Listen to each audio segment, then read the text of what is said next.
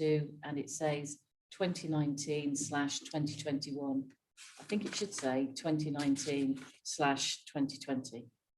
Yeah, thank you, Councillor Kelly.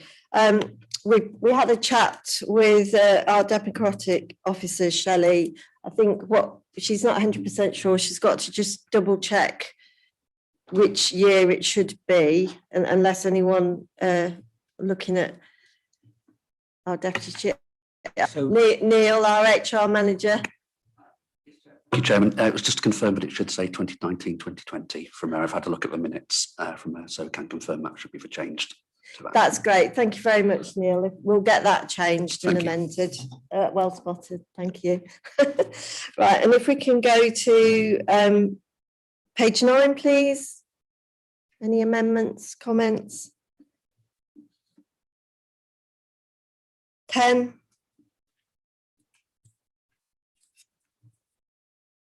11.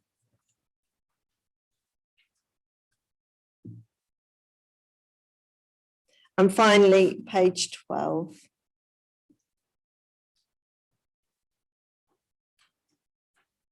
Okay. If we're all in agreement, can I have a proposer for the minutes?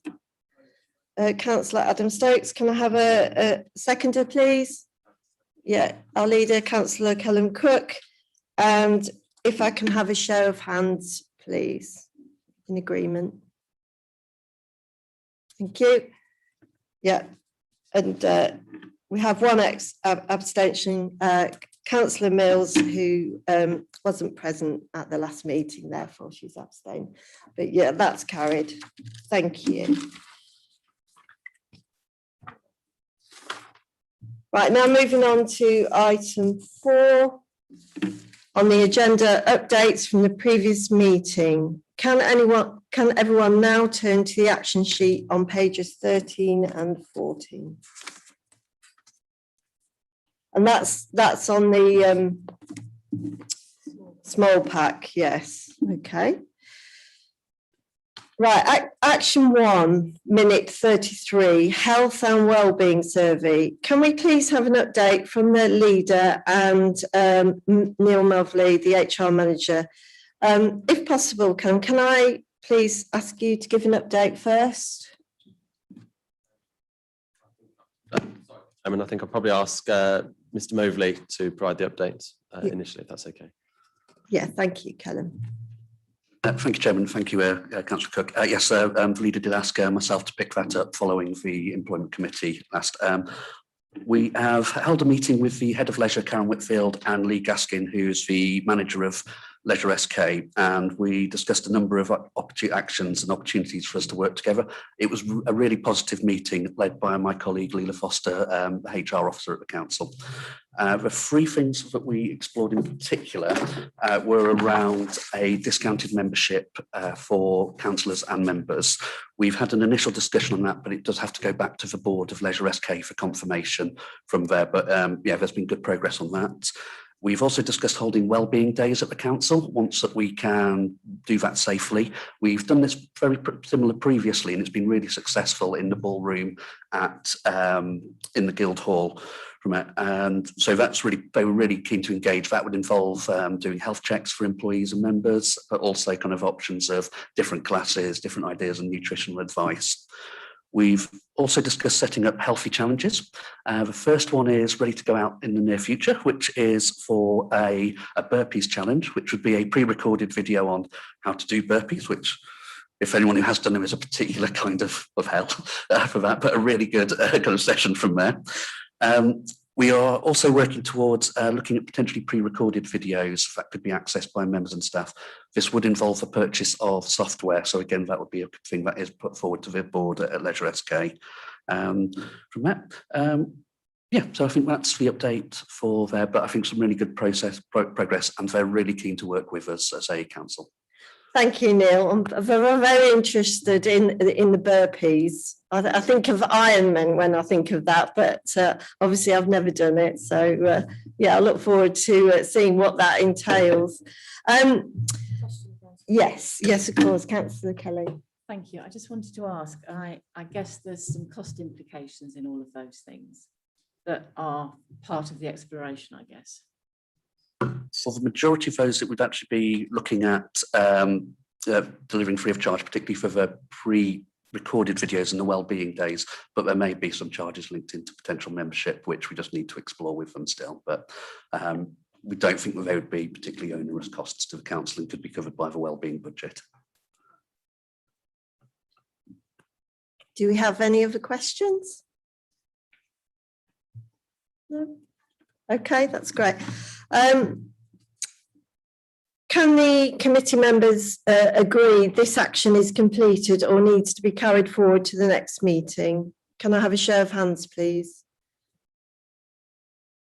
That it doesn't need to go to the next meeting. I'll clear that. Yeah, carried. Thank you. Thank you, Neil. Action 2, minute 35, sickness absent report for question 2 and Q3 for 2021. Can we have an update again, please, Neil? Thank you, Chairman. Yes. Yeah, quarterly. I meant quarterly. We got in contact with East Midlands councils to ask for any recorded data that they had regarding comparative absence figures. We were able to provide 2 different figures actually from 2 different areas. So firstly, it was councils in general in the East Midlands area where the average absence numbers of days absence per FTE, which is full-time equivalent for employees, stands at 9.2. At our council for last year, it was 8.8. One of the things the Employment Committee has asked us for before is to try and find comparative data where there are councils with repair functions and street scene, as we have our own in-house teams from there. They were able to provide us with some figures for there where the average absence of number of days per full-time equivalent is 9.8 compared to the 8.8 days for South Kesteven District Council. Do you have any questions? Thank you, Neil.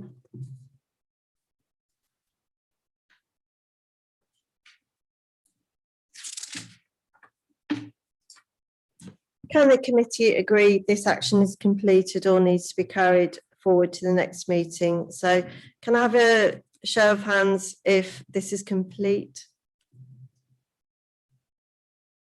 Thank you, carried. So if we can go to action 3, which is minute 37, which is the work programme. Can we please have an update, Neil?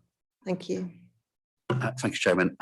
Apologies, it is a very brief update to say that we have discussed this with the new head of communications who started with us last month, and we have added the intranet to the work programme, but we will be coming back with more details as we have them. Yeah. So do you wish this to be carried forward? Yeah. Yes, Chairman, that would be great if we carry that on. Oh, actually, sorry, I think the action was to add it to the work programme. Okay. So I think what we've done for going forward was we'll make sure that it's on the work plan rather than an ongoing action, if that's okay. Then. Yeah. Thank you. Yeah, we agreed. Thank you, agreed.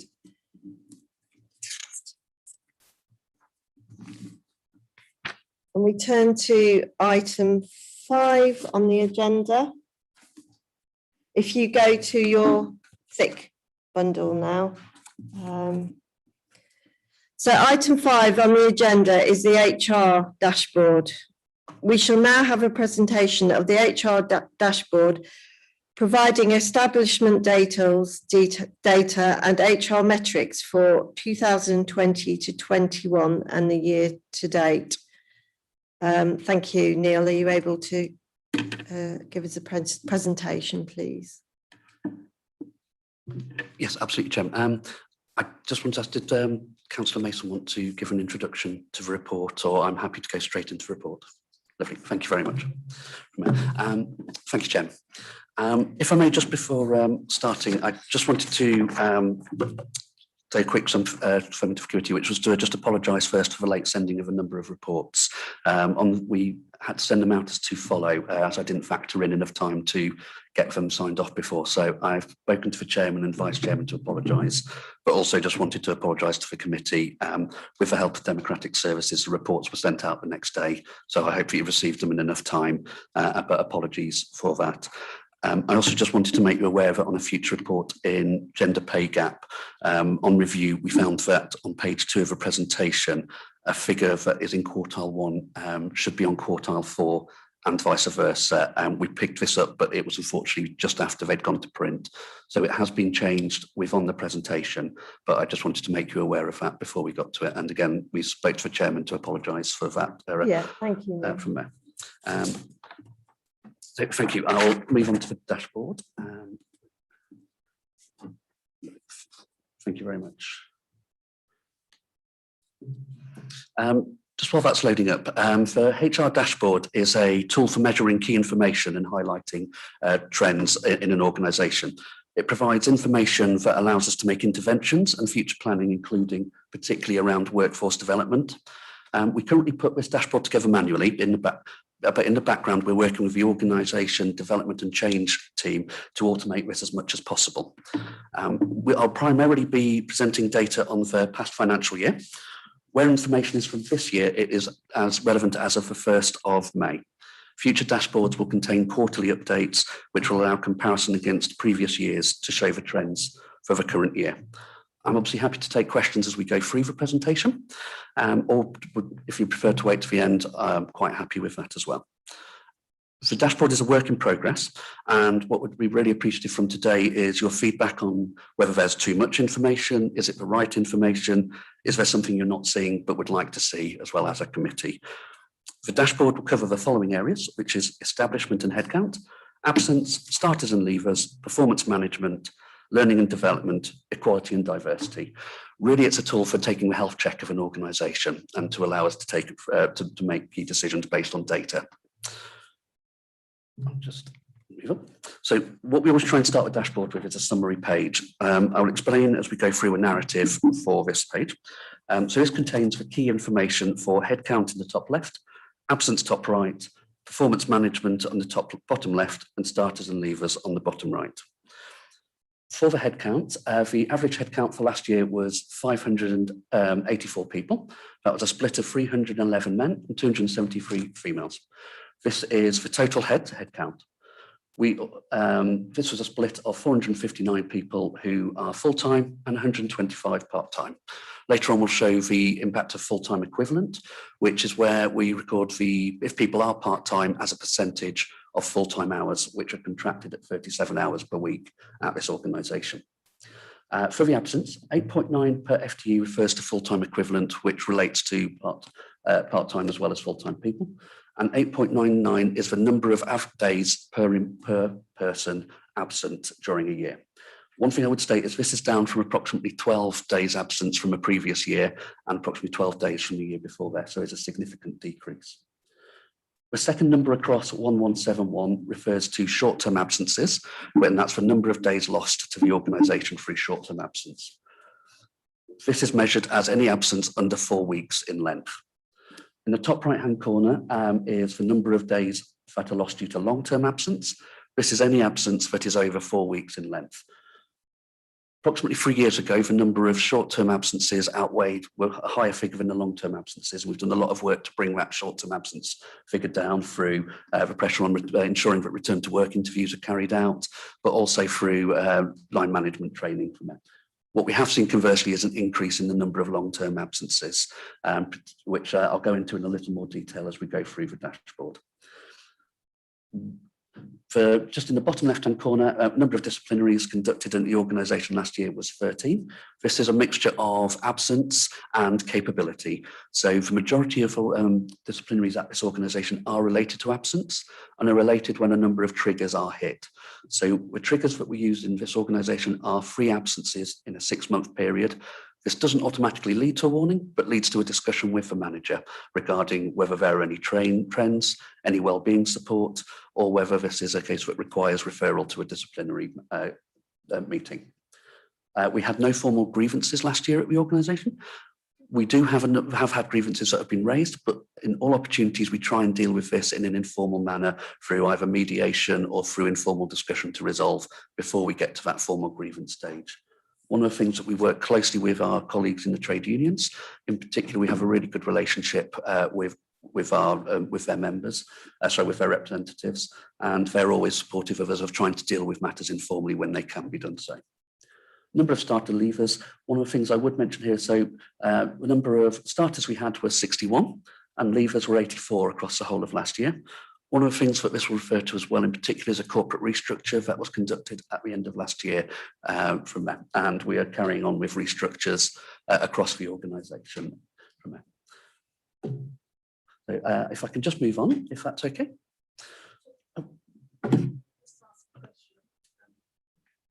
Sorry, do I go through you? Yes, go ahead. May I just ask a very quick question? It might be a bit silly, but under establishment and full-time and part-time, do we break that down into men and women, or is it considered significant or not? Yes, Councillor, we've actually got that breakdown later on in the dashboard where we look into that. Thank you very much. Sorry. No problem. Thank you. Sorry, Neil, while we're asking questions, I know you said that there is a decrease in sickness. Is that, obviously it's increased with long term, is that just short term that there's a decrease? Thank you, Chairman. It's actually across as a whole. So that 8.99 days per FTE or per employee is taking into account short-term and long-term absences from there. We have seen a reduction in long-term and short-term absence across the year, but I certainly can go into more detail with that. Yeah, no, do you feel that this is probably to do with more people working from home, and there's, for many, I'm not saying everyone, a better work-life balance? It is hard for us to say. We have tried to look into the reasons for that. I would say anecdotally, and my instinct would be to say that has had an impact, particularly on the short-term absence, where perhaps it might have been in the past where an individual might be feeling poorly and not be able to come into an office environment, but would be able to perhaps work from home from there. That does potentially lead to other issues regarding presenteeism, but actually regarding the absence, I suspect it has had an impact.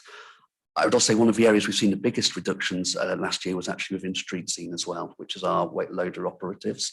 I think there are a number of reasons for that, one of which is we've tried to put in more support. There was also a attendance support financially as well, which may have had an impact, which I think we'll keep an eye on that and need to do a bit more research from there. But certainly we saw a big decrease in absenteeism within the street scene department. Yeah, thank you, Neil. I appreciate that obviously you've got the manual workers, the office workers, so not one shoe fits all. I appreciate that. It was just, interesting. Thank you. Thank you for that. Thank you. Any more questions while we're at? Great. Thank you, Neil. I'll let you carry on.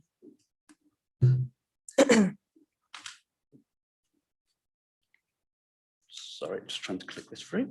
Establishment. Thank you. So this is just a very brief chart which just shows the level of headcount at the organisation across the last 4 years. So as you can see, from 2018-19, we've gone from 620 employees down to 565, and the number of FTEs has similarly gone down, but a slightly lower rate there, from 551 to 521. And this is a result of a number of restructures across the organisation, and looking, when people leave, do we replace them with like-for-like employees? Do we look at alternatives, and can that work be split across other areas? So it was just to give you the indication of the travel of direction across the last few years.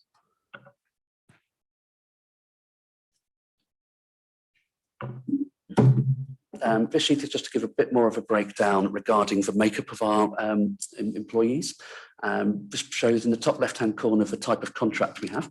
What I would say, this refers only to contracted employees and not to casual employees.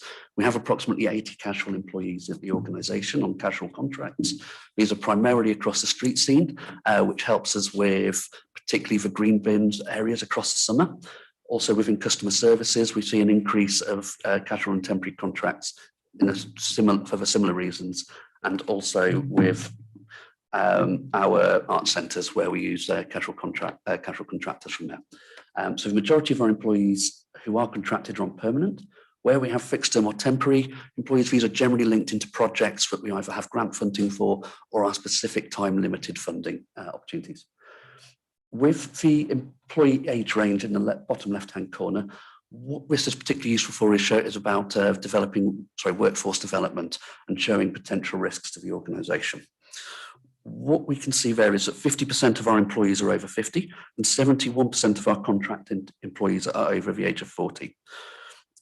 So when we do a bit of a breakdown from there, which we try and keep this at a very high level for you, but we do break down into this for managers and for our own purposes, is the areas I'd say of particular concern are street scene and repairs, where we've got an ageing workforce, particularly repairs which are skilled to trade. So one of the things that we're in discussion at the moment with with the repairs team is about bringing in some apprentices, which we're just in the discussion with trying to bring a number of those in particular trades. With street scene as well, it's something which we're just trying to work on about, not necessarily apprenticeships for new starters, but are looking at doing that succession planning within there. So there are two areas which we've flagged with managers in particular to look at. In the bottom right-hand corner, we can see the split for continuous service. This is far healthier than we were approximately 3 years ago, where it was much more of a pyramid shape, where we had more individuals towards higher continuous service. The reason for that's useful to have between the 2 and 5 numbers increase in particular is it's showing that we're bringing new individuals into the organisation.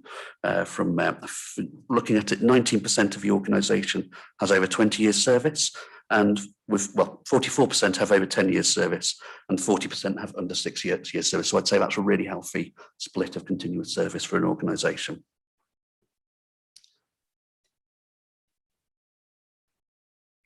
Oh, I need to point over.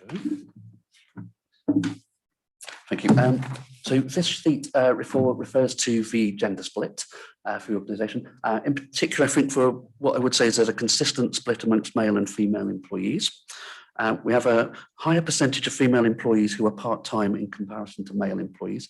I would say part of this is due to the types of roles within the organisation, customer services, benefits officers, where we could see potentially some more opportunities for part-time employment, where some of the male-dominated roles, again, we look back at street scene and repairs, where these are far more likely to be full-time roles. One of the things that we are working on as an organisation is looking at how we can improve our visibility to female people who aren't females, who are perhaps returning to work. So looking at the types of websites that we advertise roles onto, advertising that more job share opportunities. I think there's something which we're really starting to pick up on this year of making sure that when we advertise roles, they don't put off people potentially from part-time. We do have a bit of work. We're still with managers. Some are really receptive to the idea of job sharing. Some of we're still working on to make sure that they understand the benefits that can bring to an organisation from there. In the bottom right-hand corner, we just wanted to give a bit of an example, which will come out a bit more in the gender pay gap report, which shows that employees paid at SK20. Just to make you aware, SK20 is really for banding level of pay where we're looking at head of service and above. It's that kind of seat manager, head of a department level. And we can see it's, I haven't got the exact presentation split there down from there, apologies, but 13 males and 9 females. So that's actually would have gone up recently with the recruitment of the Assistant Director of Planning, as we saw last week, and also a new Head of Technical Services who is joining us, I think either in July or the beginning of August from there. So again, we'll see that gap between males and females starting to shrink for the next presentation.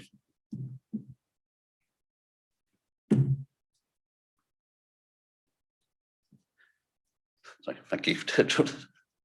It's fine. Is it, well, we've just, Neil's just doing the IT. Is there any questions? It's quite a lot to sort of take in with the data, but it is very interesting. Councillor Anna Kelly. Can I just make a comment? I'm really aware of how much time it must take manually to put this together. I really appreciate all the effort that's gone into it. Thank you very much for that.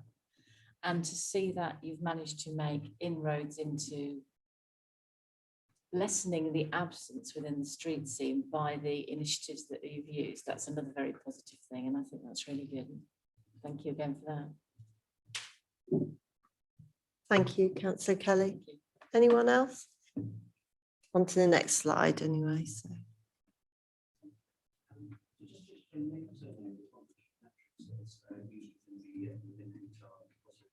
Can you put your mic away? Apologies, Sorry, yeah. sorry. Labour turnover is one of the key metrics that organisations use.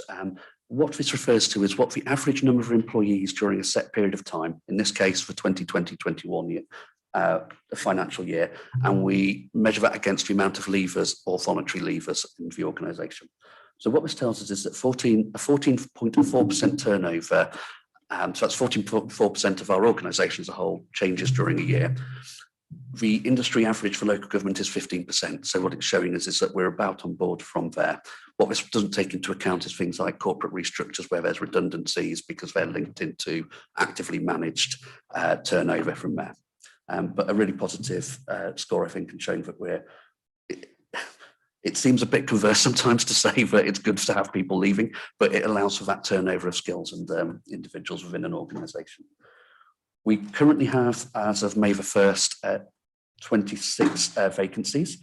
We were at the time hiring to 6, and we have 24 agency and contractors at the organisation. These aren't all covering vacant roles, but are doing also fixed term work as well. This hiring figure goes up and down each month, but that's the exact number that at the time of writing of this dashboard. We have a number of recruitments that are ongoing, as you're aware. Particularly, we've had Assistant Director of Planning, and we've got an Assistant Director of Housing coming up to Employment Committee within the next month as well. From there. Sorry. Sarah, may I ask a question, please? Certainly, Councillor Mills. The vacancies, are they long-term vacancies, short-term vacancies? Is there a particular area where we have vacancies, and is there a way in that case we can help to recruit better? Thank you for the question, Councillor Milne. I don't have the exact figures in front of me, I will be honest with you there. The number of vacancies, we always have vacancies in the street scene area because we keep a casual vacancies open permanently throughout the year. We have very few long-term vacancies now. We did previously where we had long-term vacancies which we used to fund other roles, but some of the work we've been doing with finance over the last year is to try and remove the number of those so that the actual vacancies are budgeted for.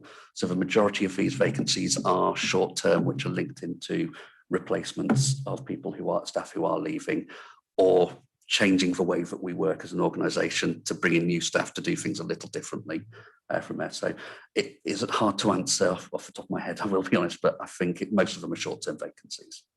It's something we meet regularly with finance to go through.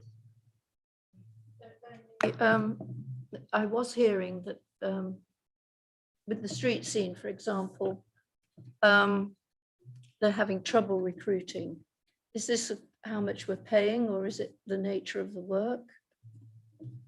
I think with street scene in particular, what we find is difficulties in recruiting HGV drivers. Now, this is actually standard across all industries, logistics at the moment. All organisations are finding this difficulty in HGV driver recruitment. One of the things that we're trying to do is, having identified this, and also to provide career development opportunities for our staff, is we've last year developed free apprenticeships for loader operatives to take HGV licenses, and this year we've just begun the process of doing 4 apprenticeships which we're going out to for our existing staff. It's something which year on year we'll be looking at doing approximately 3 to 4 apprenticeships from there. I couldn't say, I don't think we have, off the top of my head, difficulty in recruiting to a loader operatives role. I've not seen that as an issue. Casual roles, yes, but that's the nature of casual roles at the moment from there. But certainly HGVs, it's difficult industry-wide, but we're trying to take steps. Yeah, Councillor Kelly. Thank you. I suppose just to add on from what our HR manager was saying in relation to Councillor Milne's question is, I think it is always challenging to get people into the street scene because it is quite a manual job and heavy work. In terms of pay, so we did a piece of work last year when we started the COVID to analyse the pay levels across the entire of the county. And I think, yes, we were below the average in terms of pay. So we did allow a bonus payment effectively every week to all of those refuse collectors. I know we are currently doing a piece of work to average out the pay to make sure that we are paying the appropriate level for all of our staff. But all I would say is that in comparison to other districts as well, and I know when I've spoken to Gary Porter over at South Holland, is, a lot of their refuse collectors and street scene employees are actually agency staff, so we don't suffer like they do in the fact that we actually do have permanent employees in comparison. But the pay of the staff, and I know Councillor Mosley's looking at this, is we do want to pay the appropriate level. We do appreciate that, you know, it is quite a skilled job in terms of HGV drivers, and as business is starting to get back up to speed again, some of the workers that we did employ last year will also be looking for other opportunities in other businesses as well because of COVID. So I think it's making sure that we are competitive and we're constantly looking at the market to bring people here to work for us. Thank you, Callum. Okay, Penny. You okay to go ahead, Neil? Great, thank you, Chair.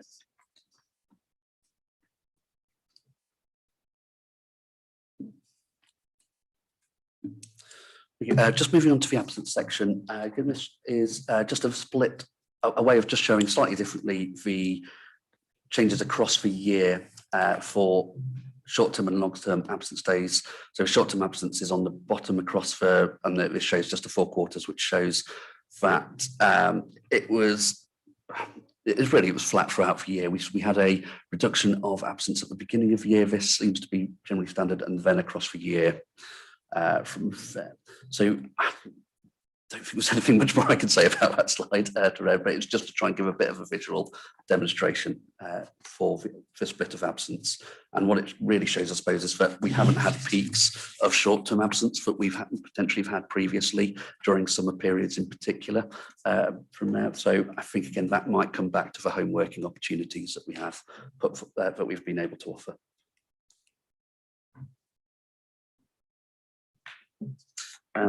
What I would say with the absence, I mentioned before, it's a significant reduction from approximately 12 days per person over the last 2 years. From 12 days down to 8.9 days is a reduction of 25%. One thing to note is really that street scene and repairs make 35% of the workforce, but over the last year they have about approximately 45 to 50% of the absence, which we'll be able to kind of just go through very briefly with this slide.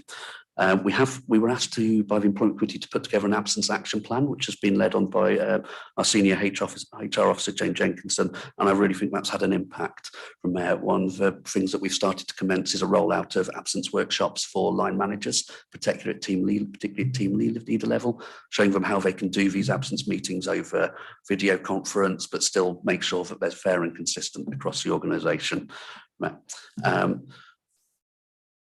What we have seen is an increase in the number of stress and mental health days as short-term absence in comparison to previous years. In principle, short-term absences, the principal reasons continue to be physical illness with back and neck issues continuing to be high, and this in particular seems to be linked into the street scene and repairs departments. We do expect to see a small increase of that across home working as well, whereas we set up display screen equipment assessments for all people working at home, and we've also provided the offer of specialist equipment if needed, and provided the option for people to come in and work into the office if they need to for physical health reasons, to try and limit any long-term impact of working from home on physical health. But we are conscious as an industry in the HR profession that this could be something that we need to keep an eye on from there. Stress remains a principal cause of long-term absence. One of the things that we've tried to do with is earlier interaction with employees where absent. So within 4 weeks of the absence, we will have an absence review meeting where the line manager will meet with the employee in order to go through the absence, for causes, for triggers, to see what we can do to try and facilitate a return back to work as soon as possible. Where there is a long-term absence, we're also starting to have discussions around ill health leaving or ill health retirement to the organisation at an earlier date than we previously have done before. One of the things we always try and do is make sure that the well-being of the employee is central to those discussions. One of the impacts I think that this has really led us to looking at as well is a mental health action plan and a mental health working party, and we've continued to really have a focus upon that from January of this year onwards, and we'll continue to have a number of activities throughout the year regarding mental health and wellbeing support. The most recent one that we should hopefully see this week is about healthy eating. It's Healthy Eating Week across nationally. But one of the things that also came out of an employee survey we did in January was around that employees wanted to look at how they could eat better, have a healthy living. So we are actively looking at the moment as whether we can put on some virtual healthy eating cookery classes as well. So we look and try and do it not just about for work, but also people's environment as well, and how we can improve that.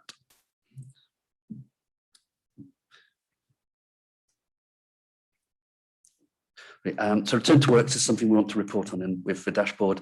Across the last year, we had 99.19% return to works. I will be honest, part of this is that we have regular catch-ups. We have a monthly absence review meeting for the HR team, and from that we identify any return to works that haven't been done, and we immediately contact the manager and explain to ensure that they have been done. We find in the majority of cases where the return to work has been done, but we just need to make sure that that's we keep on top of that on a monthly basis. Number of employee visits to the employee assistance programme. We had 54 calls over the last financial year. This compares to 50 calls from the year before, and we had 346 visits to the online portal, comparing to 147 visits the year before. So we can see that's a significant increase in the amount of people who have visited the employee assistance online. This partly may be attributed to need, but I would also say that it is very regularly pushed through the chief executive and the leaders all staff emails to make sure that their awareness of the employee assistance programme is there. We have also made this open to all members of the council as well. So we've added an additional over 50 people who can access this on a 24/7 process. We've also started to increase to monitor the number of mental health first aiders visits that we have at the organisation. This was as of December 2020, and between them and the end of the financial year, we had 27 mental health first aid visits. We don't record where they came from because it's really about anonymity and making sure that these are safe, confidential environments. But I think it's helpful to understand that we are getting the message across that mental health first aid is available and what it is that they're there to support with.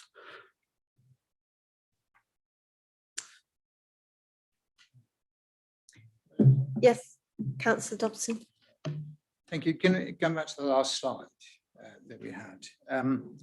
When we say there are 27 visits for mental health first aiders, do we know what kind of mental health that was? Is it work related or is it otherwise? I think that might be interesting.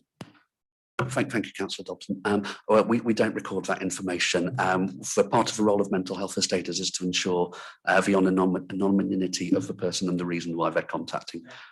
Thinking about naming names, I was just thinking whether we knew the cause of it. It's not something that we've recorded today. What we do have information about is the types of visits to employee assistance programmes. So we get a breakdown of whether that's related to financial information, whether that's related to other information from there, which I haven't put onto this report. Councillor Kelly, you have a question? Thank you. I just wondered if you could tell me, do we know sort of from the 27 visits, is 27 different people visiting, or could the same person have visited 10 times out of those 27 visits? A very good question. We don't know, is the honest answer to that. Because of the anonymity, you just can't find those things out. Yeah. That's the reason. The general purpose of a mental health first aider is signposting. So the idea is it's that first level, first time where someone's putting their hand up to say, I've got a problem and I don't know where to go. So what we ask for mental health first aiders is to ensure that they direct someone to the right person. So there shouldn't be a requirement for multiple visits. The majority of mental health first aid visits are for that, where do I go to get help? I need help. Rather than that, they're not trained counsellors, and we wouldn't want them to have that conversation. We want them to be able to say, this is where you get that support from. So I would expect it not to be multiple visits, but we don't record that.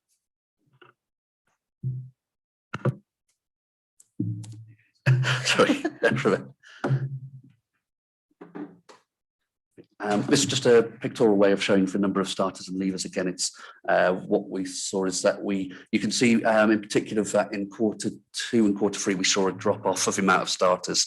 This is primarily linked into COVID and the fact that whilst we didn't have a recruitment freeze because there were still essential roles we needed to recruit to, we slowed down the recruitment process just to make sure, as whilst we had a bit of a refocus as an organisation towards the pandemic, we've started to see that increase towards quarter 4 of last year, and I think that will continue into quarter 1 of this year when they're able to present that information from there. Yeah, go ahead. I Kelly? know this is probably a piece of work that I started, which I've now managed to persuade Councillor Mason, her new position, to undertake. Obviously, we've had new starters during COVID, and the onboarding process to the organisation to talk to them about how we operate, the values, how we, what we expect from our employees. How's that worked during COVID? And I know it's on our future work plan, I suppose, is when do you expect the committee will see a new onboarding process to consider? Thank you, Councillor Cook. Certainly at the next employment committee, we'll be able to demonstrate, but we won't be waiting for committee to introduce it. Working with Deputy Chief Executive and with Chief Executive, we've put together a new process, which we just want to take back to the Chief Executive to say, is this correct from there? But I envisage it will be, I would expect within the next month, we'll be starting to do that induction, that more formal induction again. During the virtual inductions, what we've attempted to do is to make sure that there are checklists for managers to make sure that the key policies, processes are followed. With changes in legislation, we've been able to do the right to work documentation from online. From there, so we've been able to take a lot of that online. We've also been doing a bit of work with a student or a graduate at Sheffield University to help us look at how we can improve our recruitment processes online. We provided some how-to guides and training support for managers to conduct interviews online as well from there, because we were very conscious that people are very used to doing face-to-face interviews, and we're very uncomfortable with the idea of virtual interviews in the initial, but it actually seems to have been taken on quite well. And I think in the future, we'll be looking at doing this mix of virtual and face-to-face interviews as well from there. With the actual starting of, we'll admit the saying that we have had some challenges initially, particularly with making sure the right equipment was there on the first day, but we've worked closely with IT to make sure that that's been resolved. And really a lot of it has been working with the managers to make sure the checklists are done in advance. Just in the opposite then to the onboarding process, I suppose it's the departing process, or the exit interview. I presume we are still doing that generally for as many employees as we can with their line manager to understand the reasons why they are moving on. I appreciate a lot of the time it's get a new job or it's retirement. Well, obviously your next slide will tell us that, Neil. But presumably we are also continuing with exit interviews with staff on a one-to-one basis as well. Thank you, Councillor Cook. Absolutely. So we have an online survey which for all leavers. So we've automated this through the iTrent system. So when a leaving date is put into iTrent, it automatically sends a survey to the employee, and we speak with managers to make sure that they offer an face-to-face interview for leavers as well. Not all leavers take on, actually I'd say the majority of leavers don't take on that face-to-face interview at the moment, but we do generally tend to complete the online interview as well. Where we think there's any potential contentious issues, we make sure that there's a face-to-face interview, and we also provide the offer of a HR officer to speak with the employee before leaving as well. That's more on an informal basis that we do that, but yes, we've continued to make sure that we do exit interviews with employees, with the exception of restructures, where we tend not to do that because we have the consultation process leading up to the final leaving date from there, where we can get those conversations had. Thank you.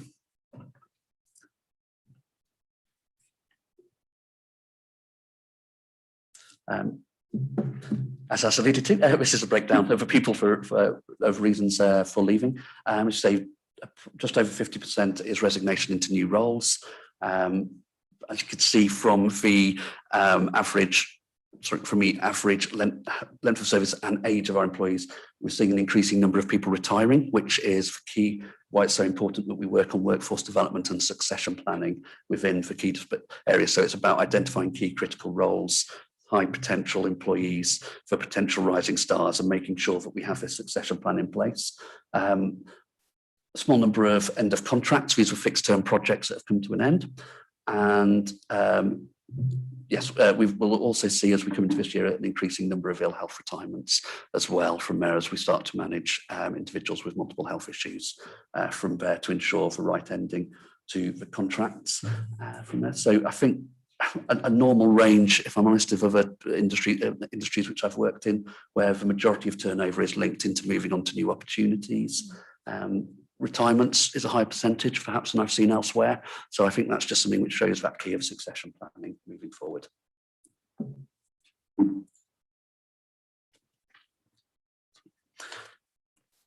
Equality and diversity information. So this is voluntary information given by employees. So when we moved to the iTrent system from our previous HR system, we migrated all the information across, and all new starters are asked on joining to complete equal opportunities information as well. We also record this as part of the application process for that. What I think this is showing to us is that we just need to do a bit of work, which as a department we've been talking about with the Deputy Chief Executive, about really doing an update for all employees of their key contact information, but also equal opportunities information to ask people to update those as well. So I think this will be a work in progress from there. It is all voluntary given information. It's not something which we can force people to do. And what I think we have to consider is what we use this information for, apart from general reporting as well.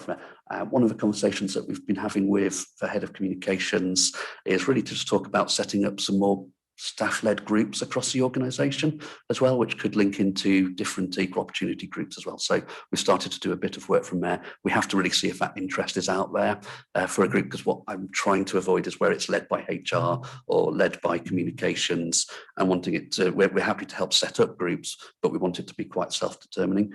We've had a really positive success of a group that was set up by Leila Foster, one of our HR officers, which was a menopause support group.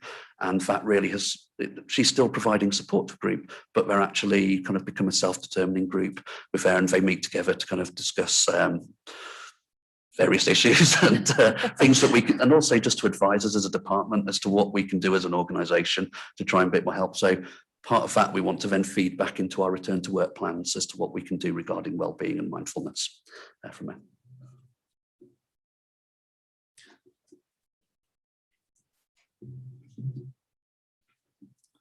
I think we're coming to the end of the dashboard now. Thank you for your patience with me today. So this is referring to the end of to the last financial year. Oh, I do apologise. No, this is for Q1 for this year, where we are, sorry. So on the left-hand side, it's just showing how many disciplinaries we've had to date. What this is showing is that we've had 3 formal disciplinary processes, 2 have received final warnings or ended in a final warning, and 1 an A warning. These are all linked into absence at this stage. We also have 2 investigations that are ongoing, which are, we have got an internal investigation and an external investigation, which are both coming to a conclusion shortly, and the manager will be deciding with HR support whether that goes to a formal process or whether there's no further steps to take from there. So it's just something we wanted to keep a track of as we go forward. One of the things I would expect also to be just showing on this slide in future dates is the completion rate of the appraisals from there, to kind of to show which areas have completed those as they start to come in. So as a HR department, we're starting to log the appraisals that are coming in, and it just means that we can keep an eye on which areas are on top of them, which aren't, so that we can keep supporting the managers with those as well. So that's something I would expect to add to this slide moving forward. And I believe that's the end of the dashboard. No, it isn't. I forgot there was a slide on learning and development. Apologies. We were so close. Nearly there, Neil. This just, we wanted to give a slide just showing that we had over 450 employees attending. That isn't 450 individuals. There may be employees that attended multiple training sessions from there. This was to a value of £78,000.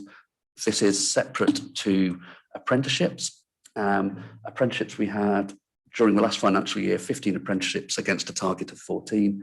4 were completed, and we're currently in the progress with talking to managers for looking at 7 new apprenticeships as we come into this year.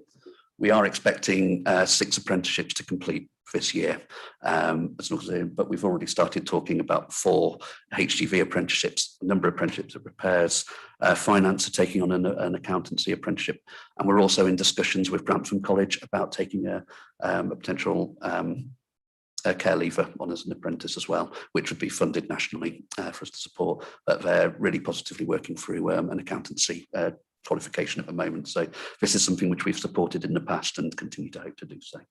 And I think that's the end on that case. Apologies for that. Thank you, Neil. That's a really detailed and helpful presentation, because it is quite heavy going for the listeners and the presence yourself. What I would suggest, after I've just checked any more questions, we have a quick comfort break if everyone's happy. Yeah, I can see Councillor Cook. No, it's fine. I just wanted, so Neil knew that he could just take a breath because he's been a very busy boy this morning, and appreciate all the hard work that he's put into these presentations. Councillor Cook. Thank you, Chairman.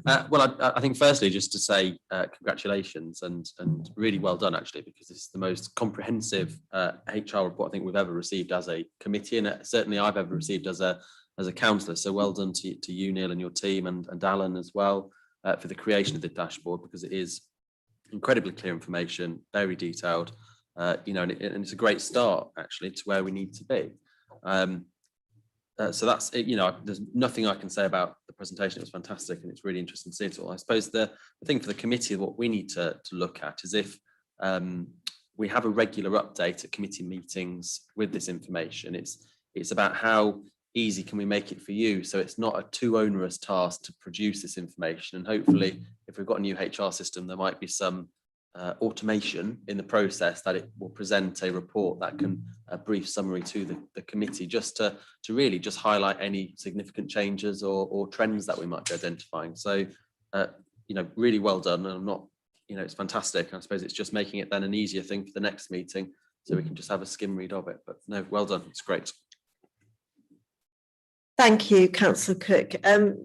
We did have a discussion, a virtual discussion with the Deputy Chief Executive and Annie, the Cabinet member for this committee.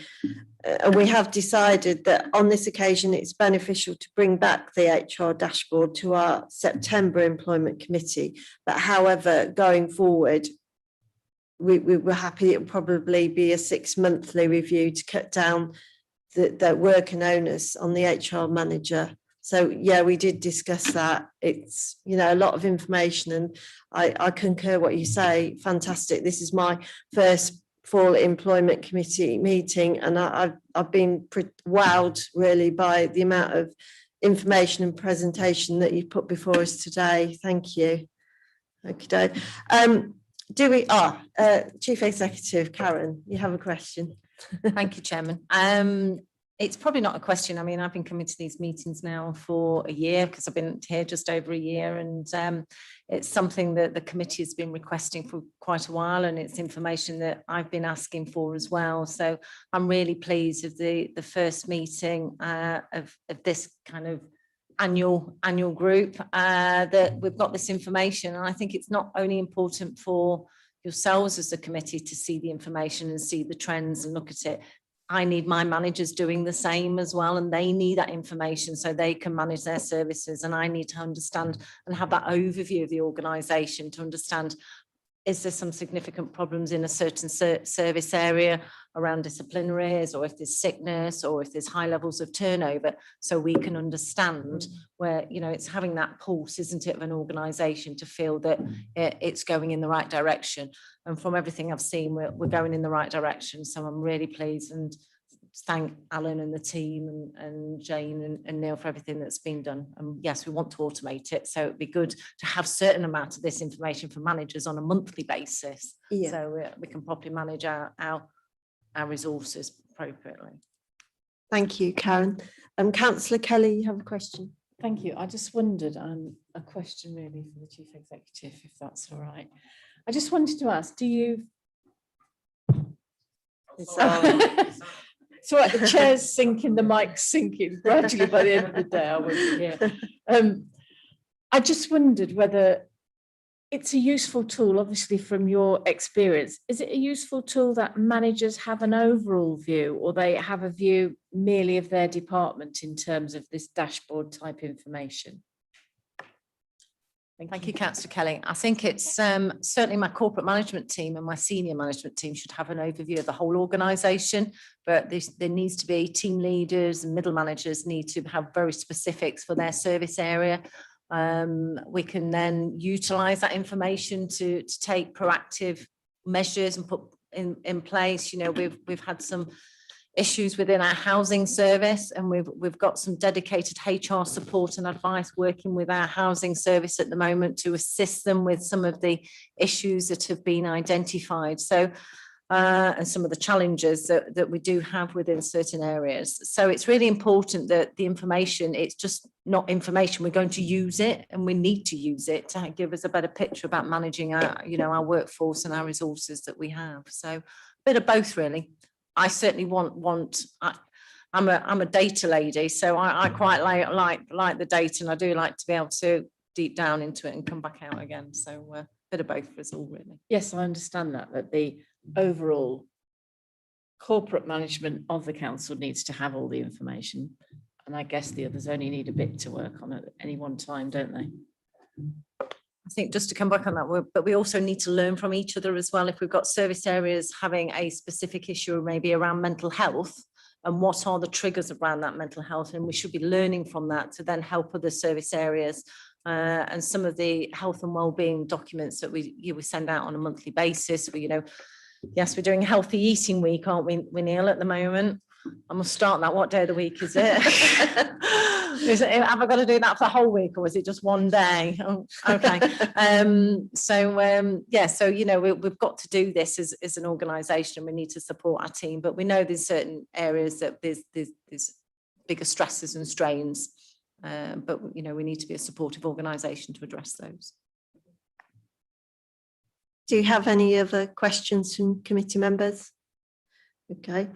I think if you're all in agreement, myself and the Vice Chairman would like a specific follow-up report as well on absentees, apprentices and equal opportunities. This is something we discussed. I wondered if this can be brought forward to next committee meeting, if we're in agreement. Yeah, agreed. Hands up. Thank you. Sorry, I'm being bossy. Unanimous. Thank you. Right. More so than ever to give Neil a break. We'll just have a 5 minute. Well, it's 5 minutes, or do you want a 10-minute break? That clock's right, isn't it? 20 past. Everyone happy? Okay, thank you.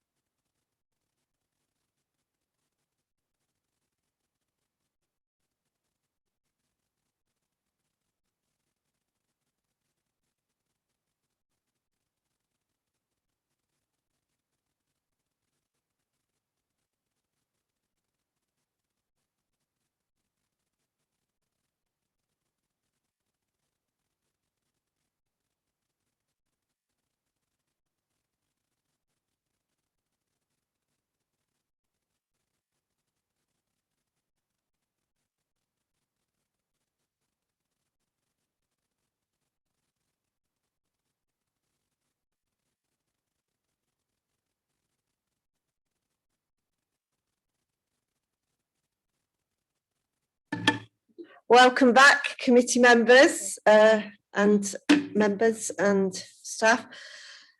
We've just had a short break, just to give us all 5 minutes, particularly Neil. We're on to item 6, which is on the agenda. That's in the thicker pack, as we have 2 packs today, which is the iTrent Human Resources System and Capabilities. Thank you for the reports that are being submitted to the committee, and I hope all members have had the opportunity to read them. As a committee, we have been asked to give a series of recommendations, thoughts and consideration, and these can be found on page 29 of the agenda. Yeah. Can I now please ask the report author, Neil, to provide an overview of the potential future modules that could increase the capability of the iTrent system? Thank you, Neil. Yeah, the current modules. Thank you, Chairman. If this is acceptable, I wasn't planning to go through a great detail for this presentation. I'm conscious that I've already talked a lot and we've still got 2 reports to go, but what I wanted to do initially was to say I believe the purpose of this, well, in honesty, I went into far too much detail for you for this report. I got a bit carried away, apologies. I think what was really being asked for us was to identify is everybody in the council who should be using iTrent now using iTrent? And I just wanted to give that assurance that yes, we've worked with all managers and all the teams to ensure that all the departments are now using iTrent to record absence, to record holidays. This is with exception of casual employees because they don't receive holidays or sick pay from us, but all contracted employees now use. We've worked in particular with street scene and the repairs teams who don't have access to works computers to make sure that there's systems in place to ensure that they can record these. In particular, I'd just like to reference that there's 2, to give a bit of a background, iTrent is our HR and payroll system. It's a system that we have that a number of local government organisations across Lincolnshire and East Midlands do use. It's provided by an organisation called Midland HR, and iTrent is the product that Midland HR sell and provide to ourselves. We outsource our payroll systems through North Kesteven, and they use the iTrent system as well to ensure that we are doing this to ensure maximum efficiency from there. From the HR systems, I think I do have to give credit to one of my colleagues, Sam Fitt, who is one of our project leads at the organisation development and change team. In the last 7 months, he's taken a role that's really allowed us to get underneath iTrent and into the systems to get an understanding of how we can use it better, how we can use it correctly, and it's really making a difference and helping us to push online recruitment through the system, but also in the production of dashboards for managers that they can receive. He's had a really good understanding of the system, has been able to help working alongside my colleagues Jane Jenkinson and Leela Foster and Keely Asher from there. So we've each been taking on separate projects. When we purchased iTrent previously, we received a set number of modules. The modules refer to areas of a system that we can access, and they were in effect for kind of a basic HR modules. It's recording employee information, key contact information, ensuring that we can book absence, that we record absence and book holidays. What we're starting to understand is that there are much more capabilities to the system. We've started to work much closer with West Lindsey in particular, but are also exploring working with North Kesteven District Council to share information and knowledge as to how we can get the most out of the system. And we're really grateful for the support they've been able to give. And hopefully we're in a position now where we're able to help them as well with a number of the systems that we're starting to use. The contract itself is coming up for renewal next year. And one of the things that we are looking at is what are the potential modules that we could purchase if we choose to renew the system.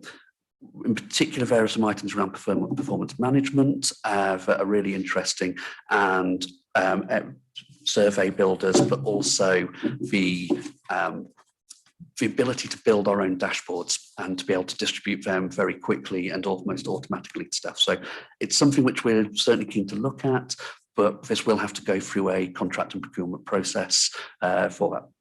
What we just wanted to give a brief understanding is the potential going forward for the system.